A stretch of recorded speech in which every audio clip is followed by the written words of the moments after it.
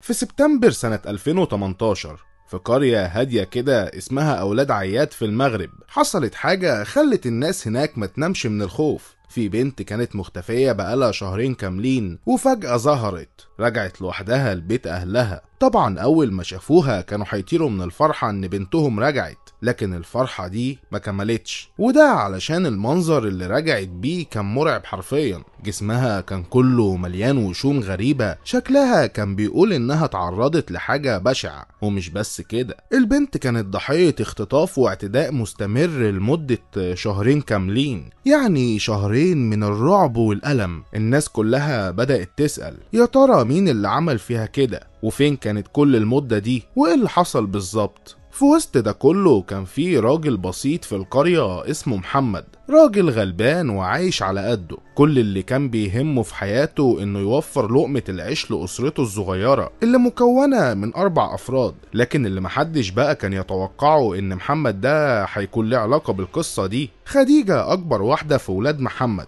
بنت ما شاء الله كانت من جمالها الناس بتلف وشها لما تعدي، بس للأسف جمالها ما كانش كفاية ينقذها من الظروف الصعبة اللي عايشينها. البنت كان عمرها 17 سنة بس ولسه في عز شبابها، لكن بسبب الفقر وضيق الحال اضطرت تسيب المدرسة وما تكملش تعليمها علشان تساعد أهلها وتشيل عن أمها وتشتغل في البيت. خديجة ما كانش عندها أي حاجة تعملها في يومها، وكله كان بيعدي بين طبيخ ونفخ وغسيل، فكنت تحس كده إنها عايزة تشم نفسها وتخرج شوية. وأهلها كانوا بيوافقوا وبيقولوا لها روحي اقعدي مع صاحبتك غيري جو شوية. وفعلا في رمضان 2018 وتحديدا في شهر مايو، خديجة راحت لأبوها وقالت له بكل أدب إنها عايزة تروح عند خالتها كام يوم تغير جو وترجع تاني. فأبوها على نياته قال لها ماشي يا بنتي، بس خلي بالك من نفسك. وللأسف خديجة خرجت وما رجعتش. مر يوم 2 3 أسبوع ومفيش أي خبر عنها. التليفون بتاعها مقفول، وما كانتش عند خالتها ولا عند صاحبتها ولا حد شافها. الأهل دخلوا في حالة جنان ودوروا في كل مكان، مفيش فايدة. بنتهم اختفت وكأن الأرض بلعتها، وكأن خديجة كانت حاسة إن دي آخر مرة يشوفوها فيها أو يسمعوا عنها خبر. قالت انها رايحة تقعد عند خالتها كام يوم وترجع، لكن للأسف الرجوع ده ما حصلش. بعد يومين من وجودها عند خالتها قررت خديجة انها تخرج وترجع على بيت اهلها، لكن اللي حصل انها ما وصلتش البيت اصلا واختفت في الطريق وكأنها اتبخرت. خالتها لما لاحظت ان خديجة ما رجعتش استغربت جدا، وقالت لنفسها معقول راحت على البيت؟ طب ما اتكلمتش ليه؟ لكن لما تواصلت مع البيت وسألتهم اتفاجئت انهم نفسهم مستنيينها وما شافوهاش اصلا. هنا بدأت خالتها بقى تحس بالخوف الحقيقي، لكن بدل ما تصوت وتعمل دوشة قررت انها تدور بنفسها، وقالت مش لازم اقلقهم دلوقتي، يمكن الاقيها عند صاحبتها ولا راحت مشوار. وفعلا بعدها بدأت تلف تدور عليها هي واصحابها والجيران في كل الشوارع والزوايا، لكن للأسف خديجة كانت مختفية تماما. وبعد ساعات طويلة من القلق والتعب ما لقتش قدامها غير حل واحد، لازم تبلغ أهلها. وفعلا كلمتهم وقالت لهم اللي حصل، لكن طبعا اول ما سمعوا جريوا على بيت الخالة وهم في حالة هستيريا، وما كانوش قادرين يصدقوا ان البنت راحت وما رجعتش. بدأوا يزعقوا لها ازاي يعني؟ ازاي تسيبيها تخرج لوحدها؟ وازاي ما بلغتيش من اول لحظة؟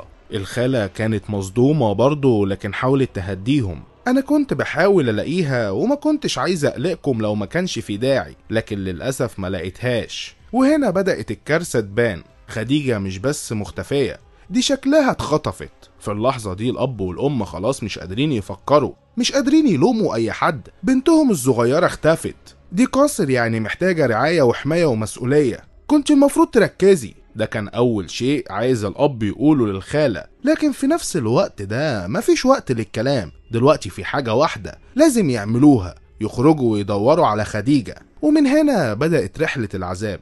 تخيل شهرين كاملين الأب والأم بيصحوا وبيمشوا في الشوارع يسألوا الناس، بيروحوا للشرطة ويشوفوا كل مستشفى وكل زاوية، لكن البنت ملهاش أي أثر ولا كأنها كانت موجودة في الوجود أصلا.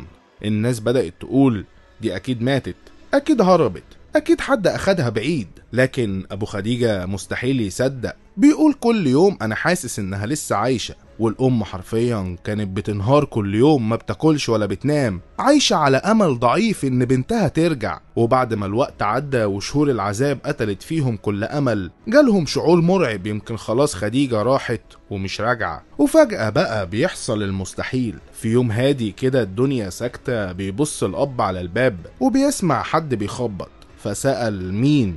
اللي واقفة قدام الباب كانت خديجة. والله خديجة بنتهم اللي كانت مختفية شهرين كاملين، واقفة هناك على باب البيت.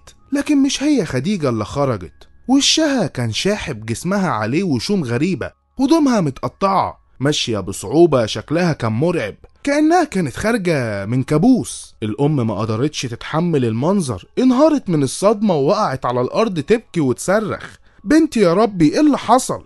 طبعا أول ما الأم شافت بنتها قدامها جريت عليها واحتضنتها بكل قوتها. دموعهم نزلت زي المطر، الاتنين بيبكوا، مش بس من الفرح إنها رجعت، لكن كمان من الصدمة على شكلها والحالة اللي كانت فيها. خديجة حرفيا كانت نص إنسانة، مرهقة وتعبانة، جسمها ضعيف، ومع كل ده رجليها مليانة وشوم غريبة. وشكل الوشوم ده كان مرعب جدا، مش فن ولا زينة، لأ ده كان كأنه طلاسم وسحر.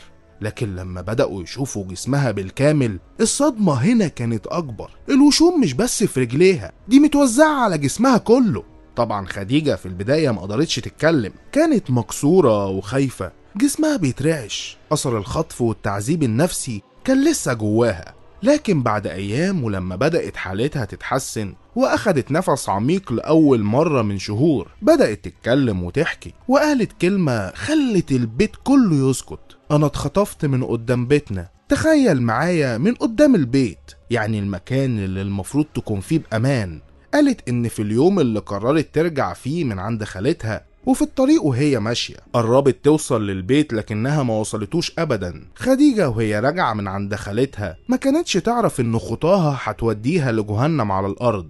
اللحظة اللي خالتها سبقتها فيها للبيت وافتكرت إن خديجة جاية وراها، كانت هي اللحظة اللي تم فيها اختطافها. واحد غريب شكله ما كانش يلفت الانتباه، لكن كان شيطان في صورة بني آدم، خطفها وسحبها على بيته، وهناك بدأت الكارثة. أول الأيام كان لوحده بيحبسها وبيعتدي عليها يوميا، كل يوم ألم، كل يوم دموع، كل يوم صرخة مفيش حد بيسمعها. بس بعدها الصدمة الأكبر حصلت. للأسف سلمها لمجموعة شباب، أكتر من 15 واحد، ناس ما تعرفش الرحمة، كان كل هدفهم إهانتها وكسرها وتدميرها. مش بس اعتداءات، لا ده كانوا بيتسلوا بتعذيبها، مرة يضربوها ومرة يسبوها، مرة يعتدوا عليها جسديا بطريقة وحشية، وهي لا قادرة تهرب ولا حتى تفهم كل ده ليه. أغرب حاجة إنهم كانوا بيجيبوا آلة حادة وبيبدأوا يوشموا جسمها وهي صاحية، ومش متخدرة ولا نايمة، لا دي شايفة كل لحظة، بتحس بالألم وبتحس إنهم بيكتبوا على جسمها حكايات الظلم بدمها. وخديجة كانت كل يوم تسأل نفسها: ليه بيعملوا كده؟ هو أنا عملت إيه؟ ده انتقام ولا دول مجانين بيتسلوا بجسمي؟ المصيبة إن أهلها في الوقت ده بيمشوا في الشوارع بيدوروا على بنتهم، وهي في نفس اللحظة دي بتتعذب في مكان محدش يعرفه. أول ما خديجة قدرت تقوم على رجليها بلغوا الشرطة فورا، بدأ التحقيق وبدأوا يسمعوا منها كل اللي عاشته. قصة حرفيا كانت أبشع من أي فيلم رعب. خديجة وصفتهم واحد واحد، قالت على شكلهم، طريقتهم، تفاصيل البيت اللي كانوا حابسينها فيه. الشرطة بعدها بدأت تتحرك بكل قوتها، المغرب كلها اتهزت، الإعلام اتكلم، الناس في الشارع بيتكلموا، السوشيال ميديا ولعت. قضية خديجة بقت قضية رأي عام بكل معنى الكلمة، مش بس في المغرب، لا ده حتى الدول العربية كلها اتعاطفت. الكل بيقول ازاي ده يحصل؟ ازاي في ناس كده؟ والمفاجأة انه خلال ايام قليلة وقع اكتر من 116 الف شخص على عريضة الكترونية، كلهم بيطالبوا بالعدالة لخديجة وبوقف العنف اللي بيحصل للبنات بالشكل البشع ده. والشرطة ما وقفتش، فضلوا يدوروا ويحققوا ويراجعوا كل الاوصاف لحد ما تم القبض على شاب اسمه رضوان كان مشتبه فيه. لكن لما استدعوا خديجة تتعرف عليه، الصدمة كانت قوية. خديجة أول ما شافته صرخت وقالت: هو ده اللي خطفني. اتضح إن رضوان هو زعيم العصابة، هو اللي بدأ الكابوس، هو اللي خطفها من قدام بيتها، وهو اللي سلمها للباقيين. وكان بيرجع من وقت للتاني يعذبها بنفسه. رضوان ما كانش بيكتفي بالتعذيب والاختطاف، ده كان بيجي يقعد كده يتفرج وهم بيعتدوا عليها من غير ما يرفله جفن ولا كأنه شايف إنسانة. كان بيضحك ويتسلى وكأن البنت مش بشر. لكن الحمد لله لما اتقبض عليه الشرطة شدت عليه في التحقيق، وهو ما قدرش يصمد واعترف بكل حاجة. بدأ رضوان يقول أسامي باقي أفراد العصابة اسم ورا اسم، والشرطة كل ما تمسك واحد منهم تيجي تجيبه وتعرضه على خديجة. منظر الباب وهو بيتفتح بقى رعب بالنسبة لها. كل مرة بيخبطوا أو ينادوا عليها كانت بتحس إن قلبها هيقف، بترجعها لذكريات مرعبة. فجأة فلاش باك، صرخات وشوش وألم وضلمة، صوتهم وهم بيضحكوا وهي بتبكي. كل حاجة كانت بتتفجر جواها تاني، وفي اللحظة اللي تشوف فيها حد من اللي اعتدوا عليها كانت بتنهار وبتبكي وبتصرخ. وفي وسط ده كله كانت بتقول هو ده اللي كان من ضمنهم. كانت كل مواجهة بالنسبة لها زي طعنة جديدة، لكن كانت مصممة انها توقفهم حتى لو التمن انها تعيش الذكريات دي كل مرة من اول وجديد. الشرطة بعد تعب وتحقيقات طويلة قدرت أخيرا تمسك كل ال15 شاب اللي خديجة اتهمتهم. والمفاجأة إن خديجة اتعرفت عليهم كلهم واحد واحد، وقالت بكل وضوح كلهم اعتدوا عليا ما عدا 2 بس. قالت إنهم ضربوها لكن من غير اعتداء. لكن الشاب الأخير ده كان وجوده غريب جدا. خديجة ما قدرتش تتعرف عليه، مش فاكرة إذا كان منهم ولا لأ. وده كان أول لغز كبير في القضية. وطبعا بدأت الشرطة تستجوب المجرمين دول واحد ورا التاني، وهنا بقى حصلت الصدمة اللي قلبت الموازين كلها. المتهمين كلهم وبلا استثناء قالوا ان خديجة ما كانتش مخطوفة ولا تعرضت لاعتداء بالإجبار. قالوا انها كانت بتيجي بمزاجها، وانها مش قاصر مجني عليها لكن مدمنة كحول ومخدرات، الله يعافينا جميعا. وان اللي حصل ده كان برضاها التام. ايه الكلام ده؟ ازاي؟ المجتمع كله كان شايف ان خديجة ضحية بنت عمرها 17 سنة مختفية 2 شهر، ووشوم ودموع وصرخات واعترافات صدمة منها شخصيا. ازاي المتهمين بيقولوا العكس تماما؟ ايه الحقيقة؟ هل فعلا كانت ضحية؟ ولا القصة اكبر من كده؟ ولا في تضليل من طرف؟ ولا في اطراف بتحاول تغير شكل الرواية كلها؟ هنا بدأ الشك يدخل قلوب الناس، وبدأت الحكاية تنقسم لوجهين مرعبين. لما المتهمين قالوا ان خديجة كانت معاهم بمزاجها وان محدش اجبرها على حاجة، الامر اتقلب تماما. اهالي الشباب اللي اتقبض عليهم خرجوا للشوارع بيهتفوا وبيقولوا ولادنا مظلومين، البنت دي كانت معاهم برضاها، ازاي اتحكم عليهم وهم ما خطفوهاش؟ بدل ما الناس كلها كانت واقفة في صف خديجة، الآراء بدأت تنقسم بقوة. في ناس لسه شايفين انها ضحية وتعرضت لأبشع انواع العنف والتعذيب والإذلال، وفي ناس تانية بقى بيقولوا يمكن فعلا خديجة كانت مشاركة معاهم ويمكن القصة اتلعبت علينا. وهنا بقى الرأي العام اتحير، مين بيقول الصح ومين بيكذب؟ القضية بقت مش بس قضية جنائية، بقت قضية مجتمع كامل. وفي وسط كل الجدل ده كان في ناس لسه عندهم إنسانيتهم، ناس وقفت جنب خديجة بغض النظر عن الحقيقة الكاملة. قالوا بنت تعرضت ل2 من الوشوم والعنف محتاجة دعم ومساعدة. من ضمن الناس دي كانت المفاجأة خبيرة الوشوم العالمية ليندا برادي. أول ما سمعت القصة انهارت من الحزن على خديجة وقالت أنا مش هقدر أغير اللي حصل، لكن أقدر أساعدها تمسح آثار الجحيم من على جسمها. وعرضت عليها علاج مجاني تماما لإزالة كل الوشوم اللي اتعملت بالغصب، وشوية بشوية هتساعدها ترجع تحب جسمها من تاني. خديجة وقتها كانت لسه مش قادرة تصدق ان في حد عايز يساعدها، لكن وجود ناس زي ليندا كان بمثابة نور صغير في اخر نفق مظلم. ليندا وهي قاعدة كده بتبص على جسمها كانت ناوية تشيل الوشوم اللي عليه وتظبط شكل الجلد اللي بقى في حالة يرثى لها من كتر التشوهات، لكن اللي شافته مش ممكن حد يصدقه. ليندا فجأة وهي بتفحص كده لقت حاجة مرعبة، حاجة خلتها تقف مكانها، واكتشفت ان في وشوم على ايدين ورجلين خديجة بقالهم اكتر من 2 شهر. وقالت كمان ان في وشوم معمولة بدقة مرعبة وواخدة وقت كبير علشان تتعمل. يعني ايه الكلام ده؟ والكارثة بقى ان بعض الوشوم دي شكلها ما اتعملتش بدافع اذلال او انتقام، لا دي كأنها كانت بموافقة خديجة نفسها او بمشاركة منها. ليندا ما سكتتش وطلعت للصحافة وقالت أنا هقول كل اللي شفته وفهمته، وهي دلوقتي ناوية تقلب الدنيا على خديجة. تفتكروا السر اللي ورا الوشوم دي وليه خديجة وافقت عليهم؟ وهل كانت مجبرة؟ الموضوع كبير ويبان انه اعمق بكتير من وشم وشوية حبر، لكن المفاجأة بقى ان خديجة لما اتكلمت وقالت اقوالها اعترفت ان اغلب الوشوم دي اتعملت وهي نايمة ومتخدرة. يعني ازاي تبقى نايمة وفي نفس الوقت واقفة؟ حاجة مش راكبة على بعض خالص. وهنا بقى بيجي دور ليندا اللي بتحكي او بتكشف حاجات بتتناقض مع اللي خديجة قالته، وخصوصا الوشم اللي على رقبتها ده كمان ده وشم صعب وفني جدا، مش مجرد شخبطة كده وخلاص، ده محتاج وقت وشخص محترف يعمله، مش ينفع يتعمل في ساعة ولا حتى في يوم. وده يخلينا نسأل سؤال مهم، ليه المجرمين بيعملوا وشم بالشكل ده؟ ما هو لو كانوا بيشوهوها او بيأذوها كانوا عملوا اي حاجة عشوائية وخلاص،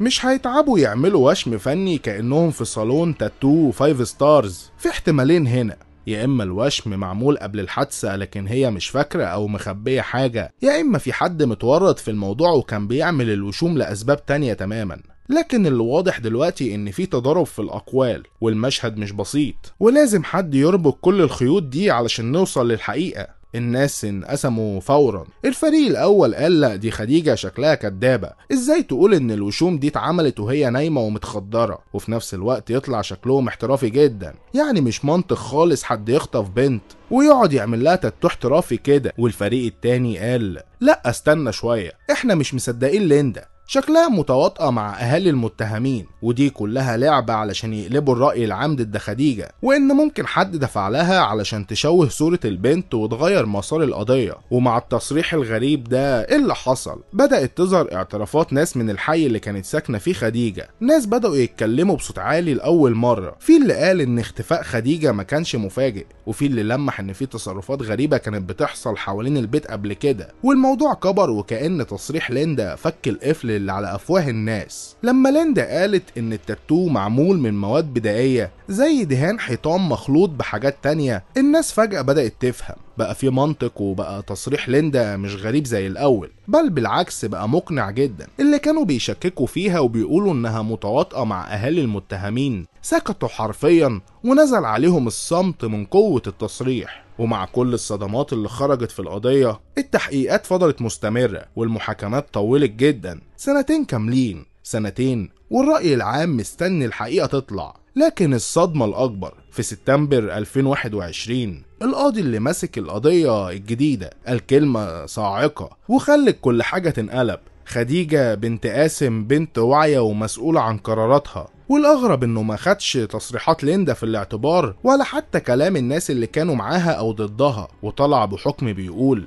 كل المتهمين بالغين راشدين، وبالتالي حتى لو استغلوا خديجة فده ما يخليش عليهم مسؤولية جنائية بالشكل اللي الناس متوقعاه. يعني ايه الكلام ده؟ يعني المسؤولية اتخففت، او حتى ممكن نقول انهم اعتبروا مش مذنبين بنفس القوة اللي الناس كانت متوقعاها. وده معناه ان القضية اللي حركت الشارع 2 انتهت بحكم صادم جدا، وده خلى ناس كتير تفقد الثقة في النظام وتحس ان في حاجة مش واضحة وان الحقيقة اتدفنت.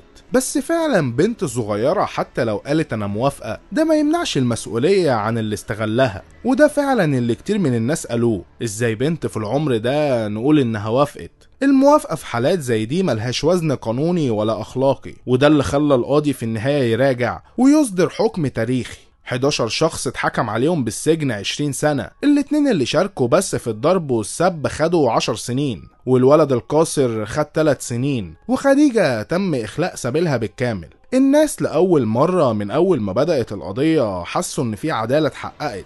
ناس كتير شافوا ان ده الحكم العادل والواعي اللي كان مفروض يحصل من الاول، لكن القصة بتاخد منعطف انساني في الاخر. اسرة خديجة قررت تهرب بعد كل اللي حصل، والناس والكلام والذكريات المؤلمة ما قدروش يعيشوا في المكان تاني، خصوصا في قرية ابو عياد اللي كل حيطانها بقت شاهدة على اللي حصل. اتنقلوا بهدوء لمدينة أغادير، ومن وقتها انقطعت أخبار خديجة تماما، كأن البنت اختفت بعد ما كانت حديث الناس ل2. 2022 كانت بداية جديدة، خديجة بتتجوز من شاب اسمه عصام وبيعيشوا سوا في مدينة بني ملال، وبكده بتنتهي قضية خديجة. ما تنسوش اللايك لو الفيديو عجبكم وتشتركوا في القناة علشان عندنا قصص وحواديت كتير. وبس كده، سلام.